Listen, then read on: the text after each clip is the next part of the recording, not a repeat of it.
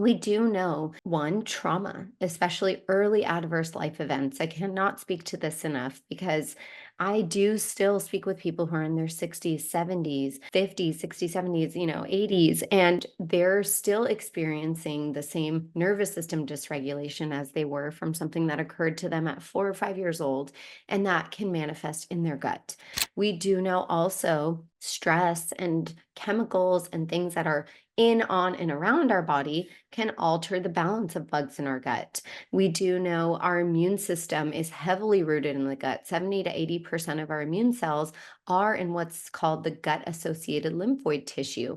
So, if something offsets the immune system, it's very likely going to offset the gut. For example, there were so many studies that did show that the COVID-19 virus did significantly alter the gut microbiome, creating a more inflammatory, a more imbalanced gut microbiome. We do know that those changes can also lead to alterations in the nerves in the gut and how sensitive they are to perceiving changes in pressure, gas, bloat, inflammation. And that can then lean into altering the flow of the gut. The motility is what that's called. And we're going to talk about that more. We do know then that that can alter what's happening in the brain and our neurotransmitters. We do know that IBS, for example, is a disease or disorder of the gut brain connection.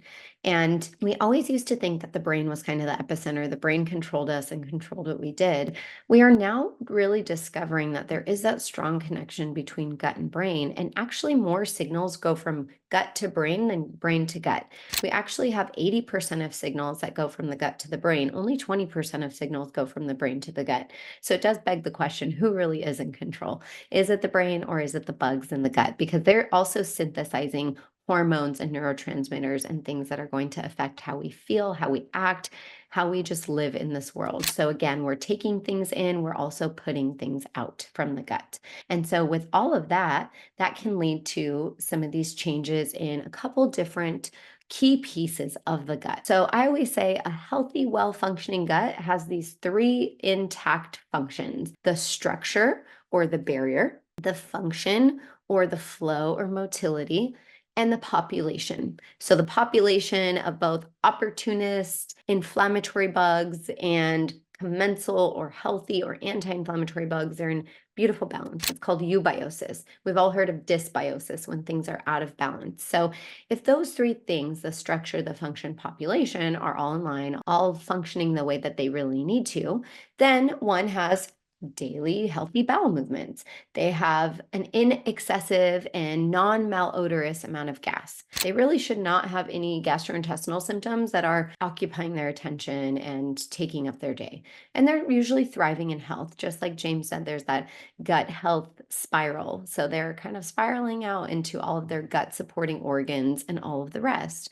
And we know that this can also go the other way. So when we see any changes in structure, function, and population, we might then start to experience some of these symptoms. And again, the degree to which the symptoms are speaking to you usually depend on the degree to which one of these or all three of these things could be off. We're going to get into why someone might experience bloating, excessive or malodorous gas, constipation, diarrhea, just any change in bowel movements. They might have reflux, indigestion, nausea, early satiety, food intolerances, even food allergies. All of these are going to be mediated by those little bugs that are living in the gut.